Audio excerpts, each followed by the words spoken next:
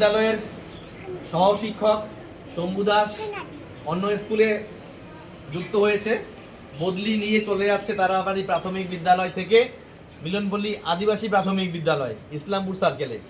তো আজকে আমরা তারাবাড়ি প্রাথমিক বিদ্যালয়ের সমস্ত শিক্ষকরা এবং জুনিয়র হাই স্কুলের শিক্ষকরা মিলে তাকে বিদায়ী সংবর্ধনা জানাচ্ছি।